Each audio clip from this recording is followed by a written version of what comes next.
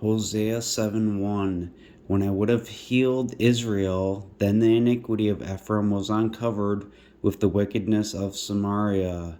See that Israel, they end up going after other gods. There's a false one that they go after. For they commit falsehood, and the thief comes in. A band of robbers plunder outside. I just kind of want to go to Matthew 24 quick, because it makes me think of verse 43. If the master of the house had intuitively known in which hour the thief was coming, he would have been on guard and not allowed his house to be broken into.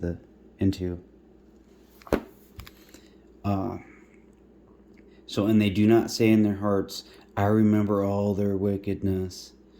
And because things that happened in the past. And yeah, their own deeds engulf them. They are before my face. Think Yahweh is in his temple.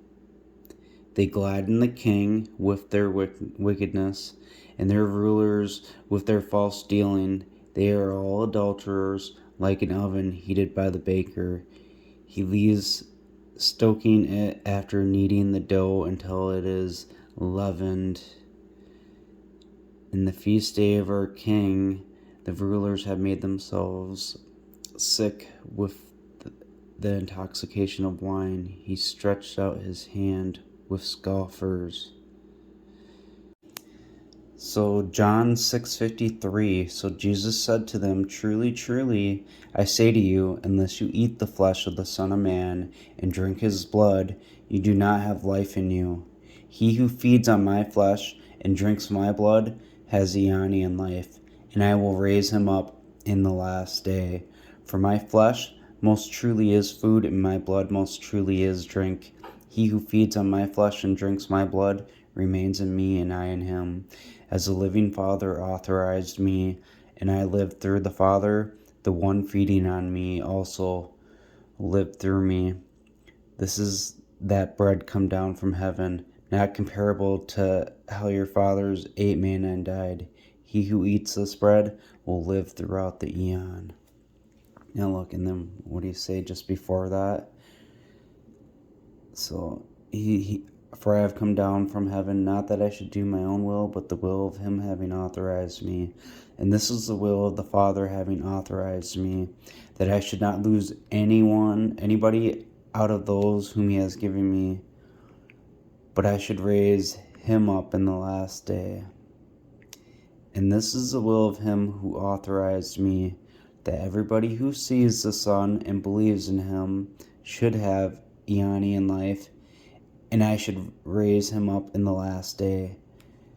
See, this goes with everything throughout which I'm going to speak of, but because he's to raise up Ephraim, because he's the one that's going to come back and do the gathering. And so when you actually look at it, he's telling them about how he's going to raise up that Ephraim descendant. He's like, obviously, like the ones that believe in him will get Eonian life, but Jesus isn't actually the one that's going to raise you up. Like, you're going to hear the voice of the Son of Man. And a lot of times when he's saying the Son of Man, he's talking about the other one, but it is also written the prophets speak in parables, Hosea 12:10.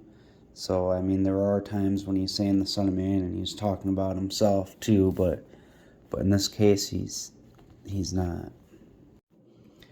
I thought Psalm 23 kind of went nicely with this all too. Yahweh is my shepherd, I will not be in want. In pastures of tender grass, he makes me to lie down in waters of quietness. He leads me, my life he restores. It's like he dies and then it's restored, because he's walking in the valley of the shadow of death. But he leads me along inside the track lines of righteousness for the benefit of his own name. And even though I might walk through the valley of the shadow of death, I will fear no male violence, for you are with me, your rod and your staff, they gently lead me.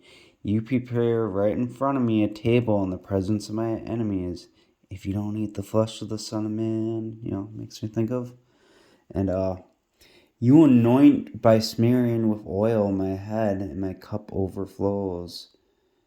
It's kind of like that anointing, like we're going to get into and you'll kind of see. Because that flesh and blood, could that be that anointing? Surely goodness and mercy will follow me all the days of my life, and I will make my residence in the house of Yahweh for the length of days. Alright, so back in Hosea 7, so we see that, like that, where he mentions Matthew 24 about not knowing when the Son of Man comes, and when the thief would come in. So we kind of see a little connection there, and with him talking about eating the flesh of the Son of Man, and look, he got them like an oven heated by the baker, and kneading the dough, and the feast of our King. It's a kind of little connection there. So, for they have made ready their heart like an oven, while they lie in wait.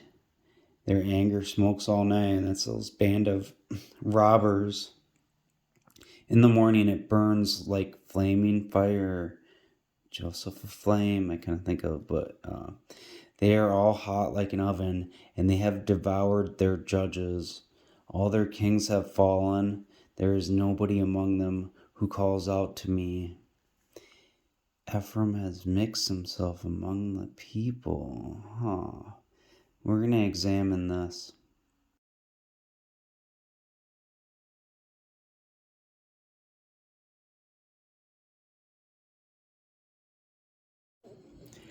So what's interesting about that word, and then you see how it can be translated anointed, and we see a connection with that Ephraim and the Joseph with the wild oxen here in Psalm 92. And let's kind of read it. It's a psalm and song for the Sabbath day. Think like Hebrews 4 and 3, where you keep on hearing, today if you hear his voice, harden not your hearts. And it's kind of telling you like, hey, someone's going to come. And he says, consequently, there remains a Sabbath rest. And it's speaking about, like, when he comes for that reign for that 1,000 years, that Sabbath day. It's good to give thanks to Yahweh and to sing praises to your name, O Elyon, O Most High, to proclaim your mercy in the morning and your faithfulness every night, and on instruments of 10 strings, and on psaltery, and on the harp with can't say that. For you, Yahweh, have made me glad. Through your work I will triumph in the labors of your hands. Yahweh, how mighty are your works. Your thoughts are extremely deep. A brutish man does not know, nor does a fool understand this. When the lawless sprout like grass, and when all the workers of iniquity flourish, they will be destroyed. Like grass withers. No.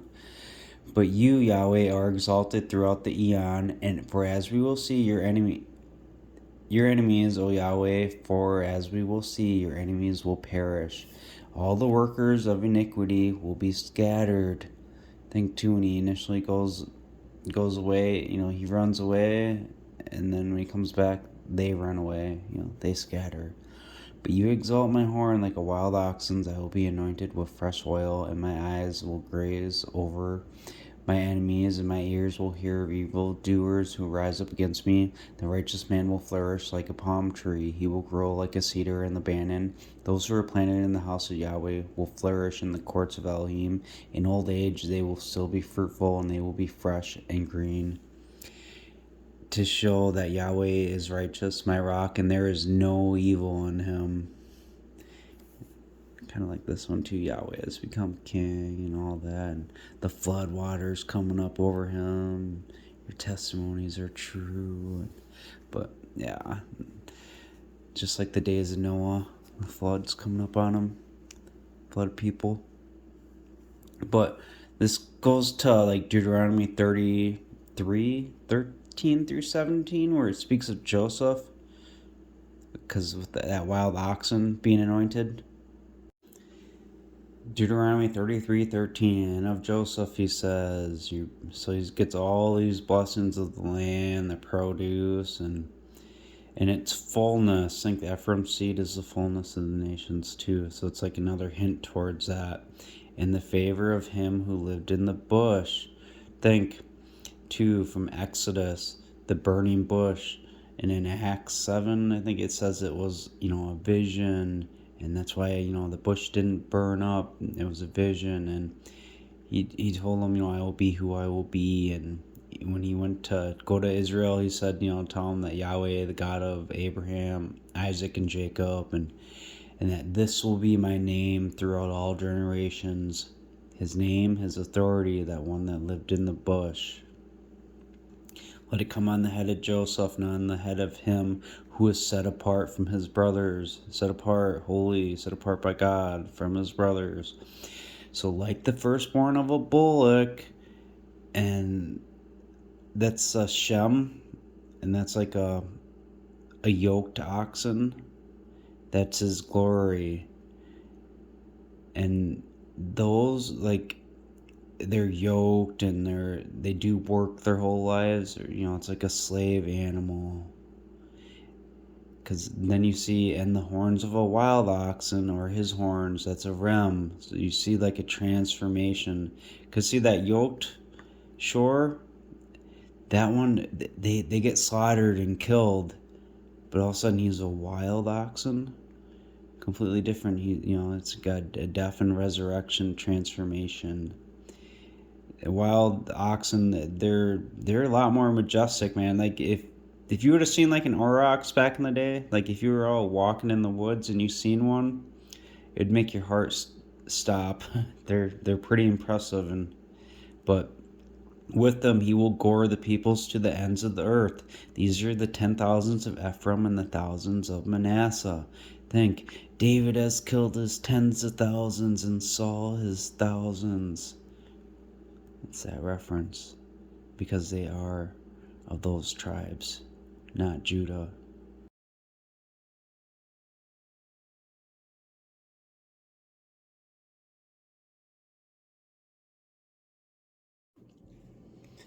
So we see Ephraim is anointed one among the people.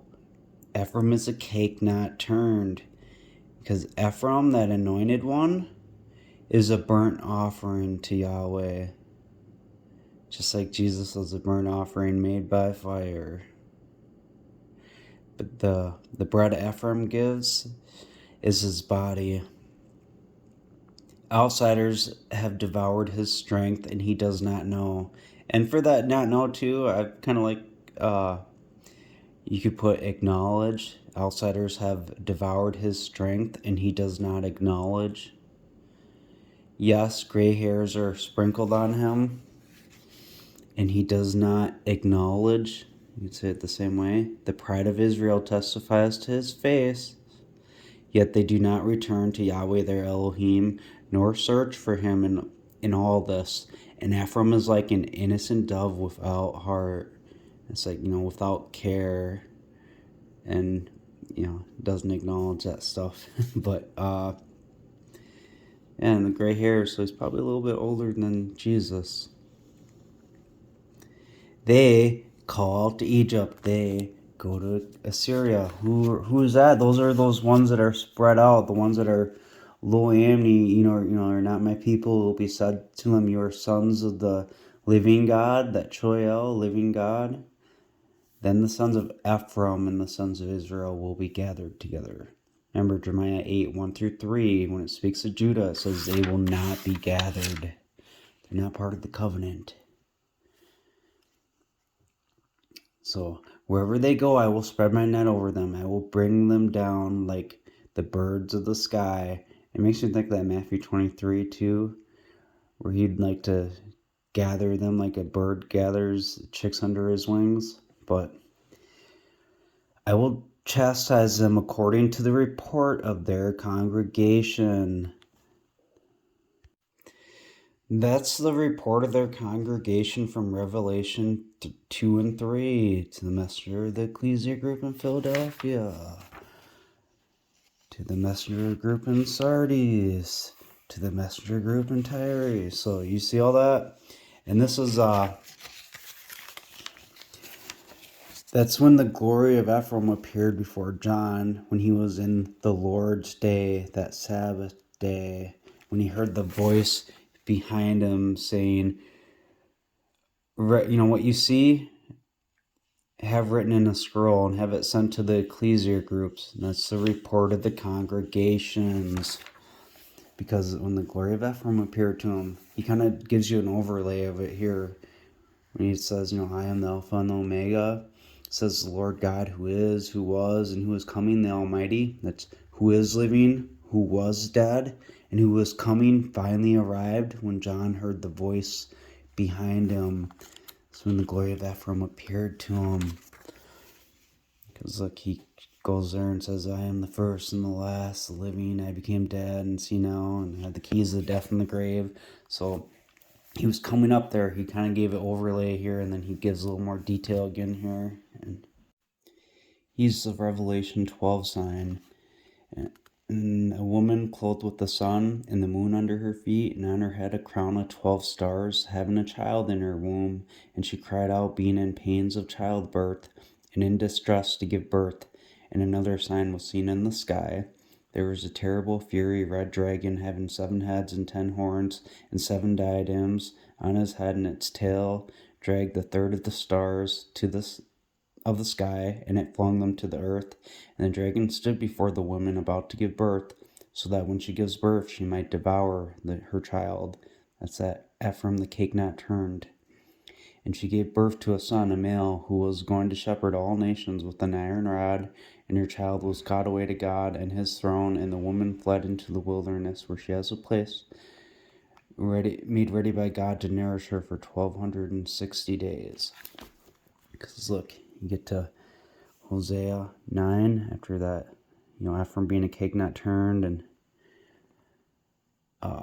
right here, the glory of Ephraim will fly away like a bird. No birth, no one with child, no conceiving. Because he was that child inside the woman clothed with the sun, moon, and stars. And he was birthed. That dragon got the child, devoured it. So that conceiving and stuff already happened. And then, so he flew up to heaven after there for the 1,260 days. And though they bring their children up, yet will I make them childless. And yes, and woe to them when I depart from them, getting caught up for 1,260 days. Ephraim, just as I saw Tyrus, is planted in a pleasant place. He's in heaven in the 1,260 days.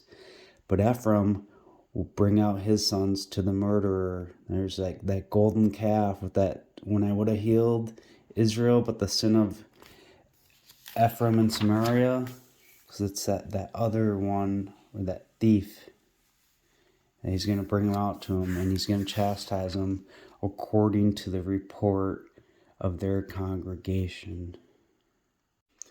So when they get that report of the congregation, when he goes up there, it's like in Jeremiah 49, about verse 18, Yahweh says, no man will live in there, nor the Son of Man live in it.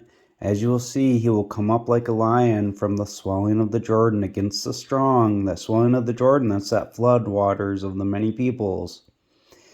But I will suddenly make him run away. That's him being caught up after being killed. And who is this a chosen man I can appoint over the pasturage? For who is like me, and who will summon me, and who is the shepherd who will stand before me?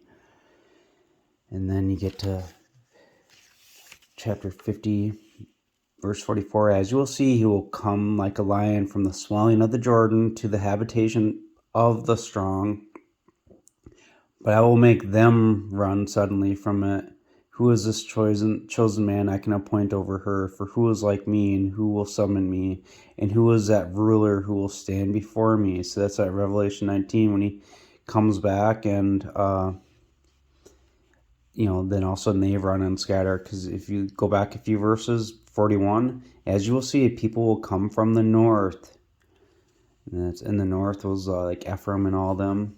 But a mighty nation and many kings will be raised up from the remote parts of the earth, and they will hold the bow and lance. See, and this is them getting ready for battle. And this Revelation 19 right there, when you see the rider on the white horse with many diadems, many crowns, because that's at the gathering. Because look, they're raising up kings from the remote parts of the earth. So that's when he comes down, raises them up, and then prepares them for battle. Alright, back in Hosea 7. So then we got Ephraim the anointed one, the cake not turned. He's that sacrifice made by fire. Okay.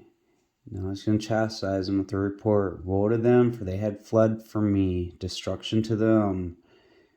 They don't believe. For they have transgressed against me, even though I have redeemed them, yet still they have spoken lies against me, and they have not cried out to me with their heart when they howled on their beds. They assemble for corn and new wine. They rebel against me. Although I bound them, I strengthened their arms. Even then they imagine mischief against me. They return, but not to him on high. They are like a deceitful bull. Their rulers will fall by the sword because of the anger of their tongue. This will be their ridicule in the land of Egypt. Revelation 11:7. And when they finish their testimony, the beast coming up out of the abyss will make war against them. That's up out of the abyss. That's that fake resurrection. That's the murderer, when Ephraim will give up his sons to the murderer. And their corpses will lie on the street of the mighty city, which spiritually is called Sodom in Egypt, where our Lord was crucified. Now, Jeremiah 44. The Elohim of Israel, as you will see, I will set my face against you for calamity to destroy all Judah. I will take the remnant of Judah who have set their faces to go into the land of Egypt to live there, and they will all be consumed, and they will fall in the land of Egypt, and there they will be consumed by the sword and by famine, and they will die from the least up to the most eminent by the sword and by famine, and they will be a curse and an astonishment of condemnation and disgrace. The astonishment, they're getting killed.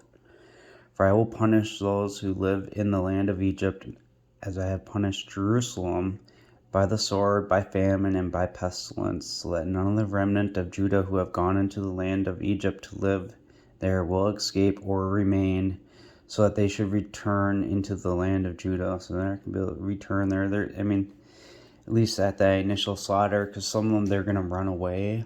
Because it even says, I believe it's in Isaiah. I would have to find it, but I'm probably not going to get to it in this video because for time's sake. But they get scattered at the return. Like, yeah, there's some a lot are slaughtered, but a lot of them too, they're like, well, forget this, let's get away. It's that wild ox. They're going to be scared. For which they are lifting up their heart to return to live there. For nobody will return except those who escape. See, some of them are going to escape from there, and that's when they're going to come back and bow to her feet, like it says in Revelation. Those who say they're Judahites but are nothing but deceivers, they will come and bow to your feet. And it gets said again here, as you will see, I will watch over them for calamity and not for good. Speaking about Judah.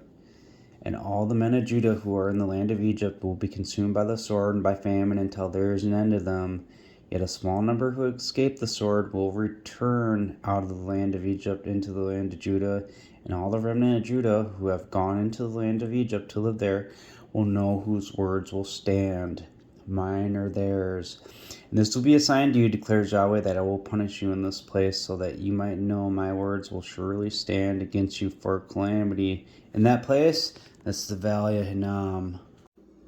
Alright, so the anointed man Ephraim, the cake not turned, the burnt offering.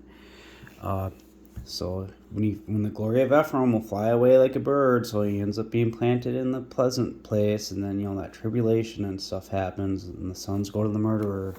Let's go a little bit later. Let's go into Matthew 23. Jerusalem, Jerusalem, murdering the prophets and stoning those who have been sent to her. How often have I longed to gather together your children in a way that a bird gathers her chicks under the wings, but you have not been willing. See, now your house is left to you desolate.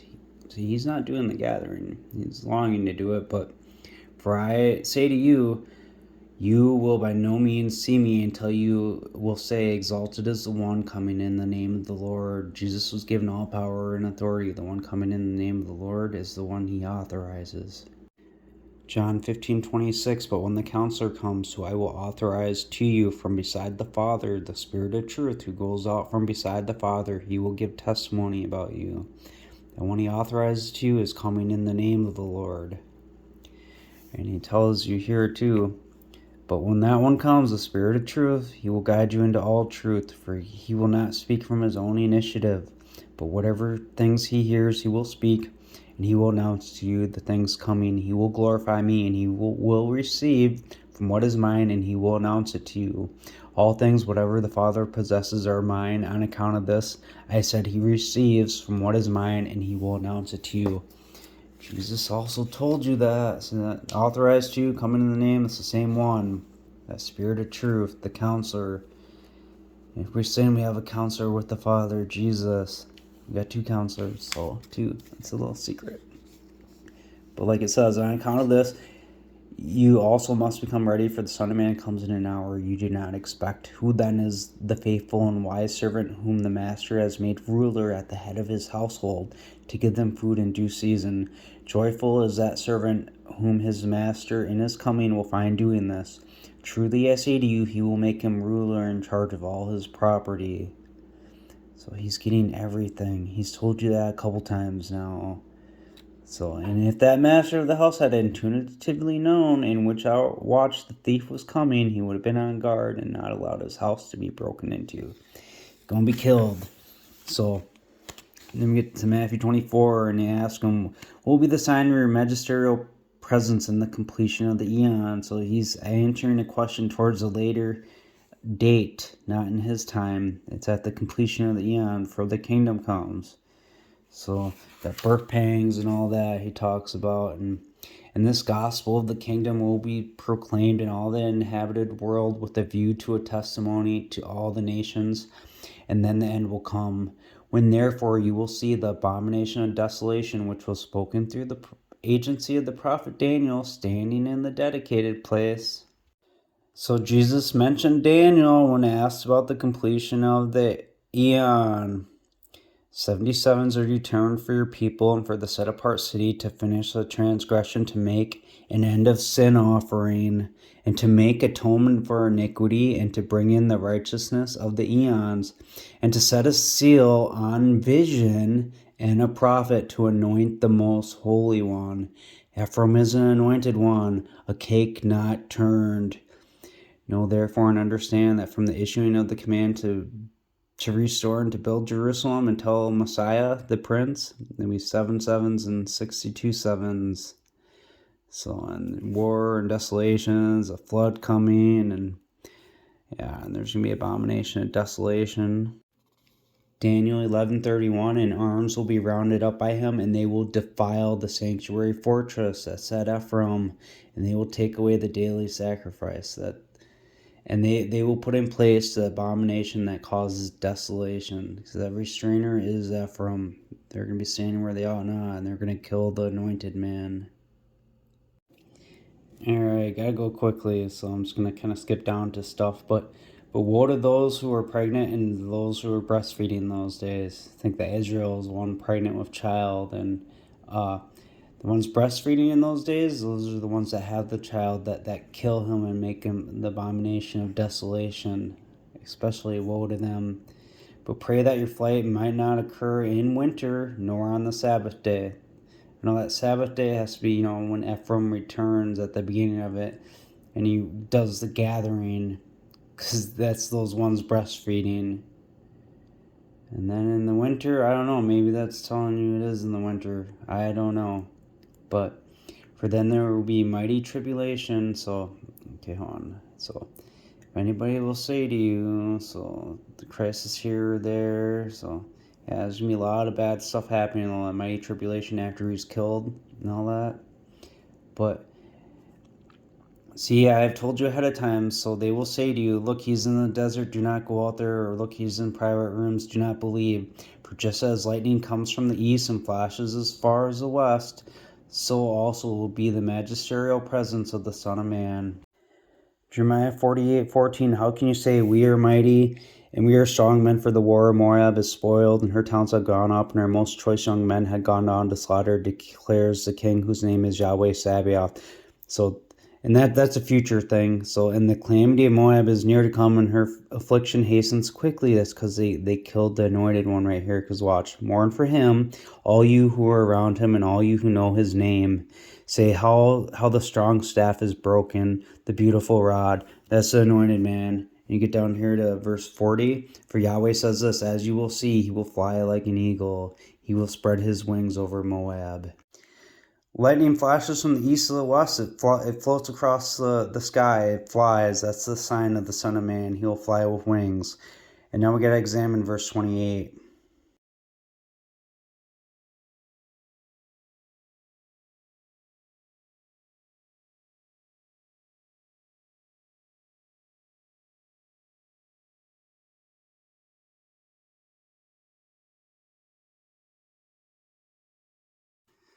So the one who Jesus will authorize to you, the one coming in the name of the Lord, he represents the Lord. So Matthew 24:28. For wherever I am, the carcass, in that place will be assembled the eagle. He will fly with eagle wings over Moab. But immediately after the tribulation of those days, the sun will be darkened, and the moon will not give its lusters, and the stars will fall from the sky, and the powers of the heavens will be shaken. That's like a dream that Joseph had. There's another Manasseh Ephraim reference. And then the sign of the Son of Man will blaze in the sky, and all the tribes of the land will mourn when they see the Son of Man coming in the clouds of heaven with power and immense glory. Now think, the Revelation 19, the testimony of Jesus is the spirit of prophecy. And Jesus says in Revelation, he comes with the clouds and all eyes will see him. So I think at least at this point, at the resurrection, this is when people are going to see him.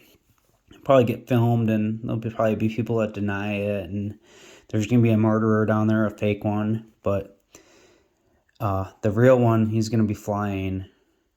And he will authorize its messengers with the loud sounding trumpet. That's the two witnesses. And they will gather together his chosen out from the four winds, from the extremities of the skies as far as the ends of them.